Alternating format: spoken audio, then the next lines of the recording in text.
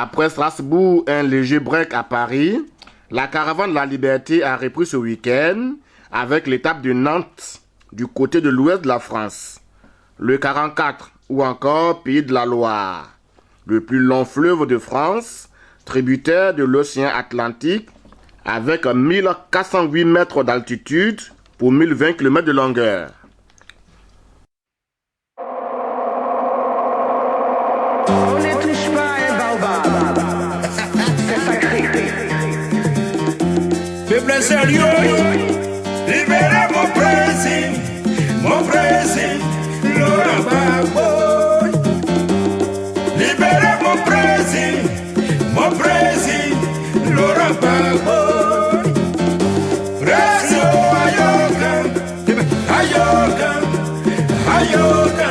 C'est pas tous les arbres de la forêt qu'on abat. Mais qui a dit d'attraper ces messieurs-là? Laurent Gbagbo est un baobab. C'est pour libération. Quiconque cherche à l'abattre tombe toujours. Qu'est-ce qu'il a fait pourquoi? Libérez mon président, Laurent Gbagbo.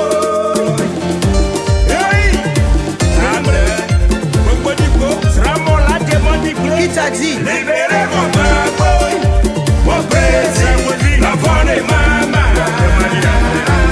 Libérez mon Gbagbo, mon président, la voix des mamans. Place des 50 otages. Ici, Abel Naki et ses amis ne sont pas en terrain inconnu. Nantes, 8e grande ville de France, avec 557 000 habitants, doit sa prospérité au commerce des esclaves. La traite des Noirs remonte à la nuit des temps pharaoniques. Mais celle qui nous intéresse reste le trafic des esclaves de la côte de l'Afrique et pratiqué par les Européens du XVIe au XIXe siècle. Elle avait pour but d'amasser de l'argent grâce au travail des esclaves, de construire de belles colonies et autres villes de France telles que Nantes, avec la sueur et le front des captifs noirs. À Nantes, cette horrible pratique débute véritablement en 1441.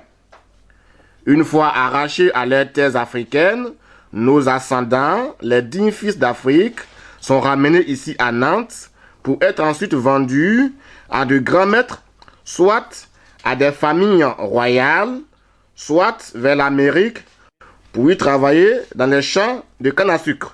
Abel Naki et ses amis sont là pour non seulement revendiquer la libération du président Laurent Gbagbo, mais également rappeler aux Nantais et principalement à l'ancien maire de Nantes, Jean-Marc Ayrault, actuel Premier ministre François Hollande, que sa ville a le devoir d'écouter leurs revendications au nom des liens historiques. Il faut que la communauté dite internationale nous dise si a gagné les élections en Côte d'Ivoire. Voilà. Nous ne sommes pas venus pour jouer, pour nous amuser. Nous sommes venus poser une question à Jean-Marc Ayrault. Maintenant qu'il est au pouvoir, maintenant qu'il est aux affaires, il va falloir qu'il nous dise qui a gagné les élections en Côte d'Ivoire. Et que la France nous dise qui a gagné les élections. On a une seule question. S'ils ont répondu à cette question, je crois que la France respirera. Mais tant que la question n'a pas répondu, nous serons dans toutes les rues de France, de l'Europe, du monde et de l'Afrique. Voilà, chers camarades, c'est pourquoi nous sommes là. Oh, tout à l'heure, nous aurons un discours très puissant à donner ici à Nantes, parce que Nantes est symbolique pour nous. Nous sommes ici chez nous à Nantes. Nous connaissons l'histoire de cette ville. Nous savons comment elle est née, cette ville. Nous avons pris des renseignements avant de venir. Nous allons vous informer pourquoi nous sommes ici à Nantes. Parce que Nantes est un symbole pour nous qui avons la peau noire.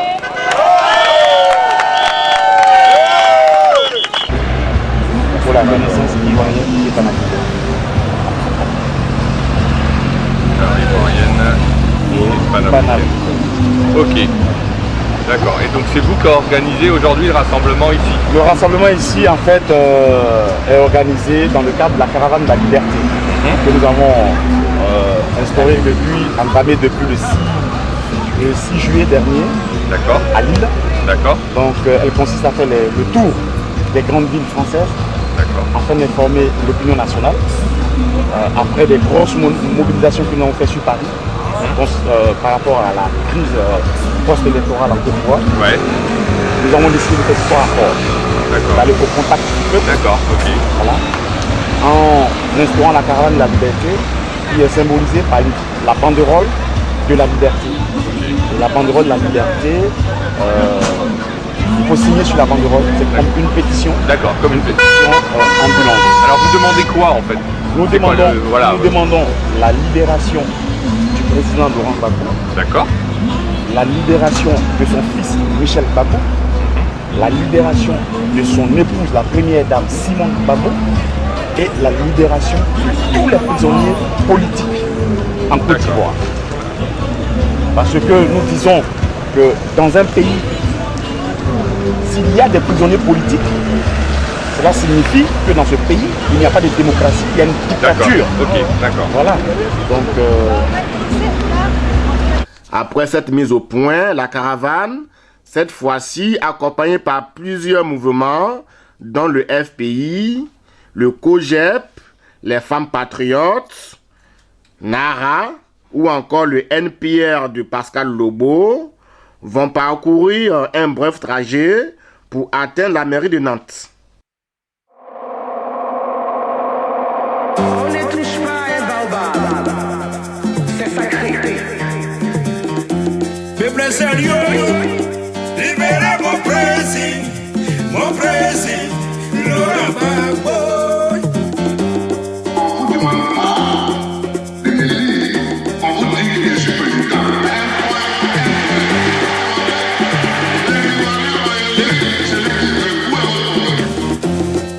C'est pas tous les arbres de la forêt qu'on abat. Mais qui a dit d'attraper ces messieurs-là? Laurent Gbagbo est un baobab. Ça, c'est une grande question sur laquelle il faudra que vous pensiez, ou bien sur laquelle on va faire des combats. Mais où est le problème des autres? Oui! Vous laissez un pays. Ramon l'a demandé que libérez mon Gbagbo, mon président, l'enfant de maman.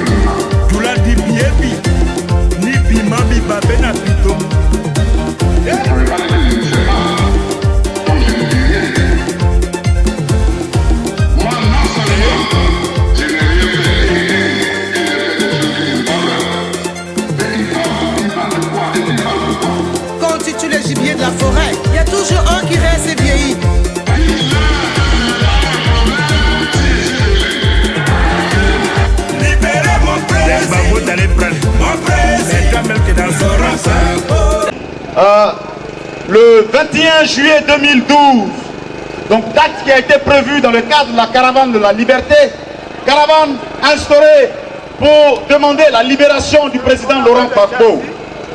Et nous sommes à Nantes. Nantes pour nous est symbolique parce que Nantes nous fait renouer avec notre histoire. Nous nous rappelons que cette ville est traversée par un fleuve qu'on appelle la Loire.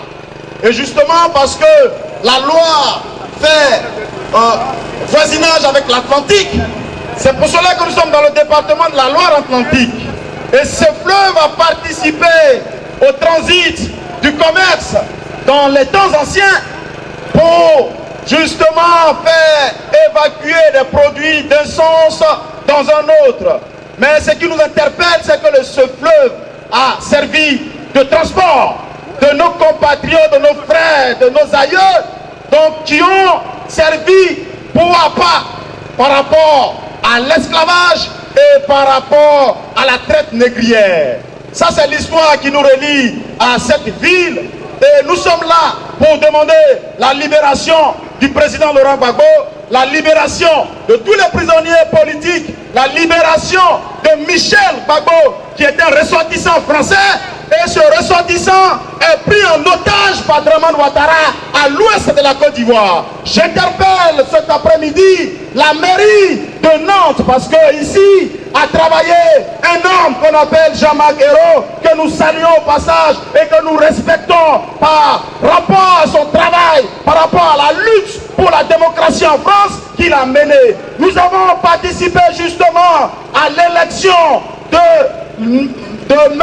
François Hollande, qui aujourd'hui a nommé Jean-Marc Ayrault en tant que Premier ministre. Nous sommes là pour que motion lui soit rendue, demander la libération du président Laurent Gbagbo, demander la libération des prisonniers politiques en Côte d'Ivoire. Je me rappelle qu'il est dit que dans un pays, lorsqu'on parle de prisonniers politiques, c'est que dans ce pays, il y a ce qu'on appelle la dictature. Il y a dans ce pays ce qu'on appelle la démocratie emprisonnée. Alors en Côte d'Ivoire, il y a bel et bien des prisonniers politiques et nous déduisons que la Côte d'Ivoire est sous occupation et que la Côte d'Ivoire n'est pas démocratique et que celui qui est à la tête de la Côte d'Ivoire, que nous appelons Dramane Ouattara, est un dictateur.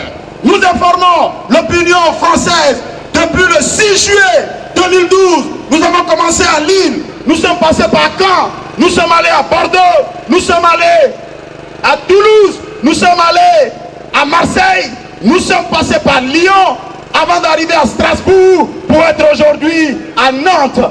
Nantes nous reçoit et nous voulons interpeller monsieur le Premier ministre pour que maintenant le dossier ivoirien soit ouvert et que la communauté dite internationale nous dise qui a effectivement gagné les élections en Côte d'Ivoire. Nous ne pouvons pas comprendre que M. Laurent Gbagbo, démocrate de son État, demande à la communauté internationale de se constituer afin de venir en Côte d'Ivoire pour que les voix soient recomptées. Nous ne pouvons pas comprendre que la communauté internationale, manipulée par Nicolas Demostin Sarkozy, manipulée par toutes ces organisations, ait choisi de bombarder le palais présidentiel d'un président démocratiquement élu. Est-ce qu'il y aurait une démocratie à l'africaine et une démocratie à l'occidentale ou à la française? Nous sommes venus poser cette question. Nous voulons demander à Jean-Marc Ayrault, au Premier ministre français, qu'il est temps aujourd'hui qu'il puisse ouvrir le débat sur ce qui s'est passé en Côte d'Ivoire. Car nous avons aujourd'hui les faits, les documents existent, les procès-verbaux existent, tous les papiers concernant l'élection présidentielle en 2010 sont encore là. Il faut réouvrir le dossier ivoirien. C'est ce que nous sommes venus demander au ministre Jean-Marc Ayrault afin que le débat soit ouvert, non seulement au gouvernement français, mais que le débat soit ouvert aussi à l'Assemblée nationale. Et que nous puissions savoir qui a gagné les élections. Parce que le 13 août, nous allons à La Haye. Avant que nous soyons à La Haye, il faut que nous sachions qu'effectivement Laurent Gbagbo est inculpé. Alors il est inculpé parce que, justement, ils doivent nous dire qu'il a perdu les élections. Or, qu'est-ce qui prouve que Laurent Gbagbo a perdu les élections? C'est le recomptage des voix. Pourquoi avoir refusé de recompter les voix et accepter de bombarder un pays, de bombarder des civils, de tuer des Ivoiriens? Il y a eu ce jour-là plus de 3000 morts en Côte d'Ivoire et personne n'en parle. Nous sommes là dans le cadre de la caravane pour faire un corps à corps, pour expliquer à l'opinion nationale française qu'en Côte d'Ivoire, il y a l'injustice ici qui s'évaut. Et en Côte d'Ivoire, il n'y a pas de démocratie, les universités sont fermées, licenciement abusif. Il faut être issu du Nord pour exister en Côte d'Ivoire.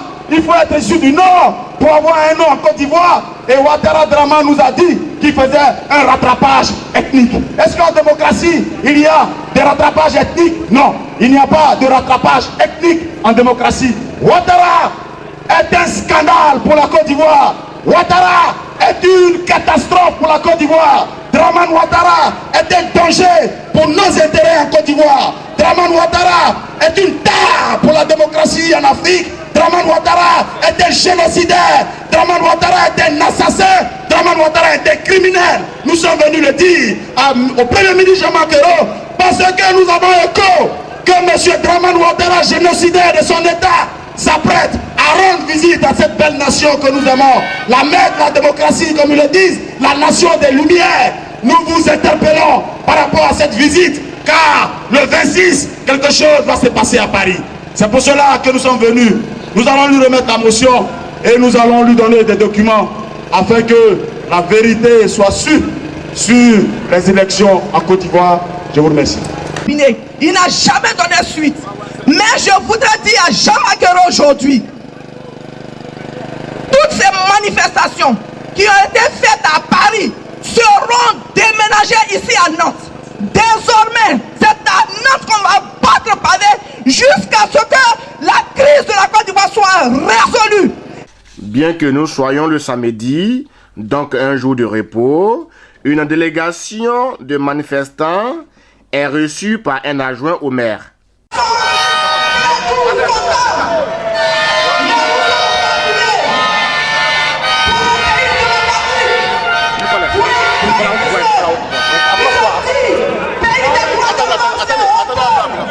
Attendez, c'est important qu'on fait la photo.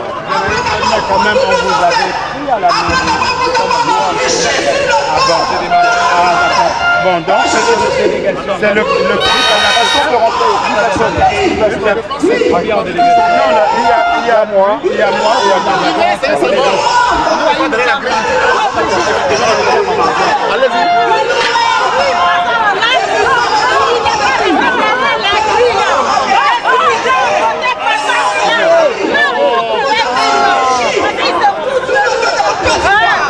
Il ferme la grille.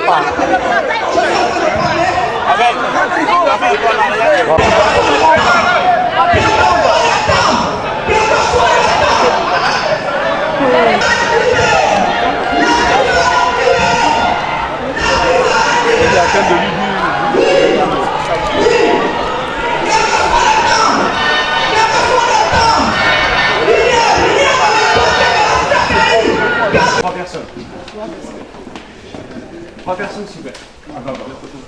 Là, l'adjoint au maire, vous n'avez pas été reçu avant parce qu'en même temps, je fais les mariages. Vous comprenez, c'est parfois compliqué de gérer les plannings. Je vous écoute. Merci beaucoup, monsieur le maire. Nous sommes africains, particulièrement ivoiriens, et nous sommes là pour deux buts, deux raisons. Très longtemps, on a sollicité M. Jean-Marc Ayrault pour qu'il nous donne son avis sur le drame qui se passe en Côte d'Ivoire, mais il n'a jamais daigné, en tout cas, nous donner sa position. C'est vrai, il a eu des déclarations que je dirais que ce sont des déclarations des maires des provinces à l'époque, quand il a dit qu'il fallait, en tout cas, extraire le Fonds populaire ivoirien de l'international socialisme. Bon, nous, on a considéré ça comme une déclaration d'un maire, mais aujourd'hui, M. Jean-Marc Ayrault est Premier ministre. Donc, nous sommes là aujourd'hui pour vous remettre, en tout cas, une motion. Donc là, je continue, merci. Donc la deuxième raison, c'est justement cette caravane de la liberté que nous avons mis en place. Donc les cris panafricains et les mouvements de la résistance. Il y a ici, sur cette table, beaucoup de responsables. Madame Brigitte Cuyot, qui est la responsable première du Front populaire ivoirien, parti du président Laurent Gbagbo, de toute la France, qui est ici à ma droite. À ma gauche, Mme Topo Léontine, qui est la présidente des femmes patriotes de France. À côté d'elle, il y a le doyen Jean-Paul Gassia, qui est originaire aussi de Nantes. Et à côté de lui, Zach Rasso, qui est représentant du COGEP, donc le représentant de Charles Blé Goudé, dont on ne parle pas beaucoup, mais qui aujourd'hui est sanctionné par plusieurs sanctions de l'ONU, même de la Côte d'Ivoire, injustement. Tout simplement parce qu'il a lutté en Côte d'Ivoire. Au menu, il a fait des grands rassemblements pour que la démocratie ait lieu en Côte d'Ivoire. Nous avons ici une motion. Nous disons qu'il est temps, maintenant, très sérieusement, que la communauté internationale, c'est-à-dire vous les élus, c'est-à-dire tous les élus internationaux, c'est-à-dire les gouvernants et la communauté internationale, nous disent qui a effectivement gagné les élections en Côte d'Ivoire. Parce que c'est vrai, Nicolas Sarkozy a manipulé tout le monde, ça on le sait, vous-même vous le savez. Et aujourd'hui, la Côte d'Ivoire a été bombardée pour que soit installé à la tête un ami à Nicolas Sarkozy. Aujourd'hui, en Côte d'Ivoire, il y a un génocide qui est en cours, dont personne ne parle, à l'ouest de la Côte d'Ivoire. À l'ouest, hier, il y a eu plus de 14 morts dans un camp de réfugiés qui a été mis à feu par les forces de Dramane Ouattara. Il n'y a pas que ça. Il y a des disparitions, des arrestations des journalistes, des arrestations des hommes politiques. Aujourd'hui, il n'y a pas de démocratie en Côte d'Ivoire. Nous sommes là, comme elle a dit, parce que Jean-Marc Ayrault est Premier ministre et nous avons, nous, Africains citoyens français, participé à cette élection. Donc, nous venons, dans le cadre de cette caravane, déposer une motion. Nous avons commencé dans le nord, le Sugy, et aujourd'hui, c'est le tour de Nantes. Nous avons été outrés tout à l'heure que la mairie soit fermée.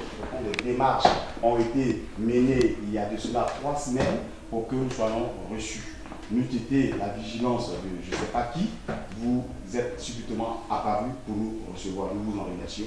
Mais nous disons qu'il est temps que le dossier ivoirien soit ouvert à l'Assemblée nationale, au gouvernement français, parce que la France est en grande partie impliquée dans la déstabilisation de la Côte d'Ivoire. L'armée française a kidnappé le président Laurent Gbagbo. L'armée française a bombardé les civils parce que les Ivoiriens ont constitué un bouclier humain devant la résidence du président Laurent Gbagbo pour un tant soit peu empêcher l'armée française de tirer. Mais malgré cela, il y a eu les tirs, les bombardements dans la nuit du 10 au 11 avril 2011. Il y a eu plusieurs morts, personne n'en parle. La communauté internationale s'est faite dessus. Il y a des femmes qui sont emprisonnées, la première dame emprisonnée. Mais je voulais m'attarder sur le cas de Michel Gbagbo, qui est un ressortissant français, comme moi, comme vous, qui est aujourd'hui un otage de Dramane Ouattara. Qu'est-ce que fait le nouveau ministère que M. François Hollande a mis en place, qui s'occupe des Français de l'étranger, pour le cas de Michel Gbagbo? Tout simplement parce qu'il est le père il est le fils de son père. Il est aujourd'hui emprisonné, ça fait bientôt 1 an et demi. Monsieur le maire, nous sommes venus pour vraiment nous indigner devant vous et vous remettre cette motion. Je vous remercie je ferai le nécessaire pour vous garantir. Au revoir, monsieur. Comme vous êtes responsable. Au revoir, monsieur. Pas possible. Bon, au revoir. Les Africains pour longtemps acheter des ordinateurs qui ne fabriquent pas, acheter des voitures qui ne fabriquent pas, etc. Voilà. Nos vaillants résistants sortent de la mairie où ils viennent de déposer leur dossier.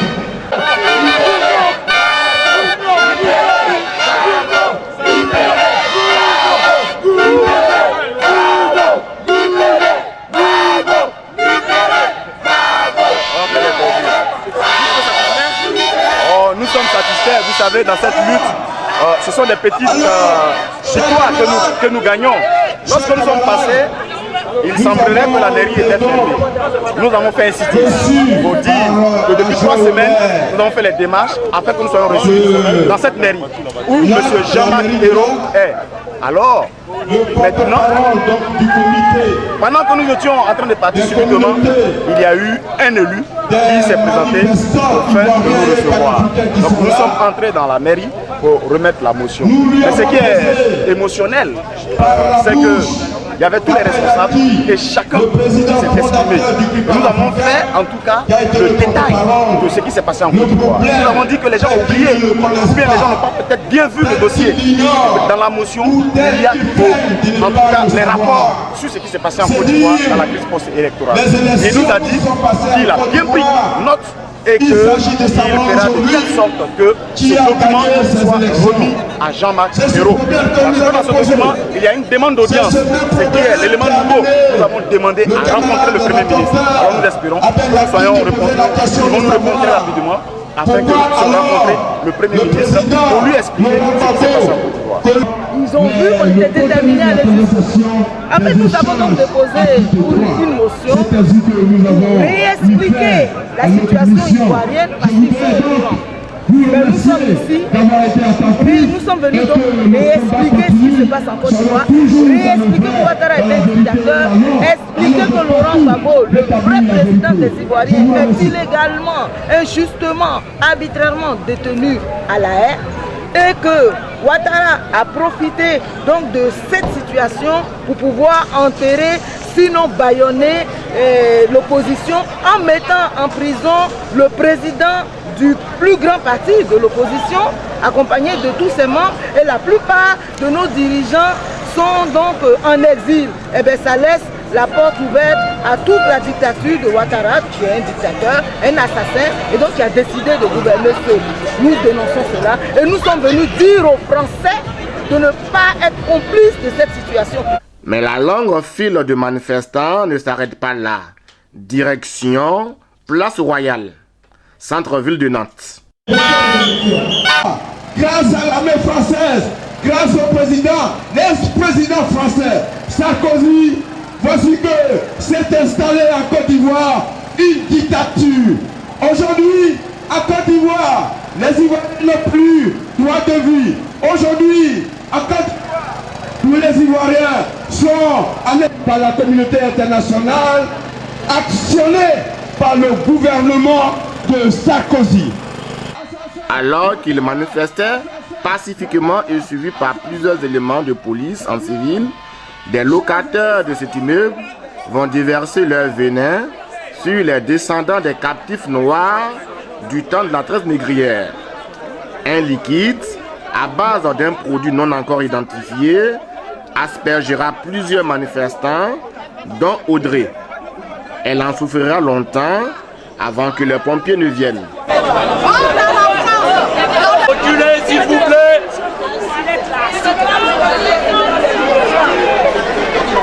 Vous avez tous reçu le coup d'acide, n'est-ce pas? Oui. Alors, moi-même, j'ai reçu ça. est-ce que vous êtes d'accord? Vous avez tous reçu le coup d'acide. Alors, les pompiers vont nous faire la crise. Nous partons dans la crise. Non, bouge pas, plus.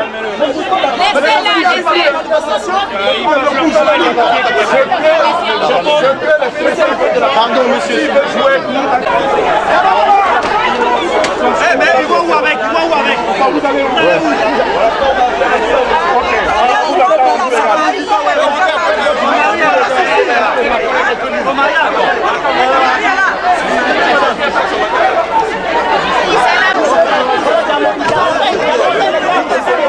Mais rien ne faiblira la détermination d'Abel Naki et ses amis. Peuple sérieux, libérez mon président, Laurent Gbagbo. Libérez mon président, Laurent Gbagbo. Président Ayoka. C'est pas tous les arbres de la forêt qu'on abat. Mais qui a dit d'attraper ces messieurs-là? Laurent Gbagbo est un baobab. C'est pour libération. Quiconque cherche à l'abattre tombe toujours. Qu'est-ce qu'il a fait pourquoi? Libérez mon président, Laurent Gbagbo.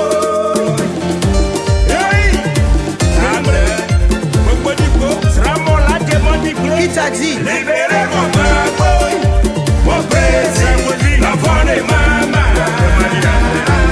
Libérez mon Gbagbo, mon président, l'enfant de maman.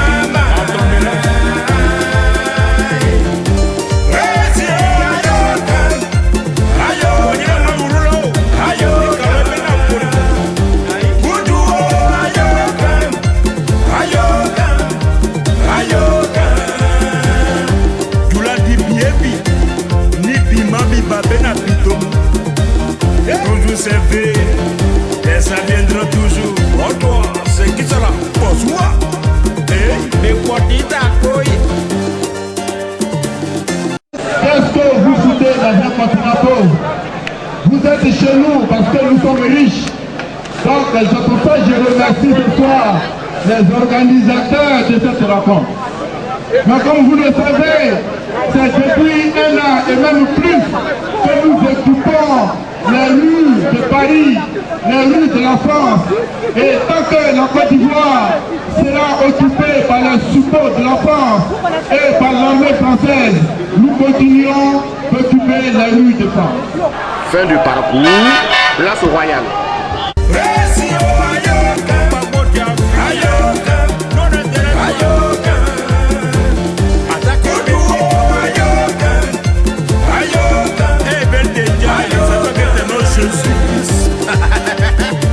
Combattants du monde, patriotes du monde, marche, crie, hurle, dénonce les justices faites au peuple africain. On dit l'homme proposé, on a proposé,